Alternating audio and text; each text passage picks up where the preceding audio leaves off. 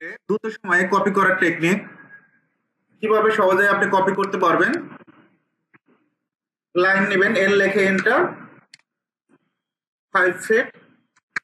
ওকে, এখন আমরা যদি এই লাইনটাকে কপি করতে চাই খুব সহজে, তো অবজেক্টটা সিলেক্ট করবেন, সিপি, সিপি লিখে এন্টার, জাস্ট পয়েন্টে ক্লিক করে আপনি যেদিকে কপি করবেন জাস্ট ক্লিক করবেন, এভাবে কিন্তু সহজে কপি করতে পারবেন।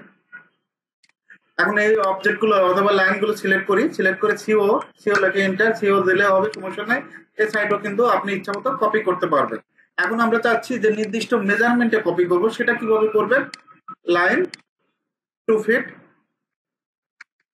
ওকে, এখন এই লাইনটাকে আপনি সিলেক্ট করবেন, সিলেক্ট করে সিপি লিখে এন্টার দিবেন, সিপি, সিপি লিখে এন্টার, জাস্ট পয়েন্টে ক্লিক করবেন। এখন নিচের দিকে আমরা নির্দিষ্ট মেজারমেন্টে কপি করব, 5 ইঞ্চি পর পর, 5 এন্টার, 10 এন্টার, 15, 20, 25।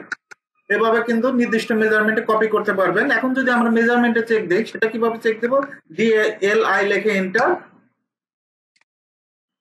দেখেন 5 ইঞ্চি পর পর কিন্তু আমরা অটোমেটিক ভাবে কিন্তু কপি হয়েছে এই জিনিসটা। এভাবে কিন্তু খুব সহজে আপনি কপি করতে পারবেন।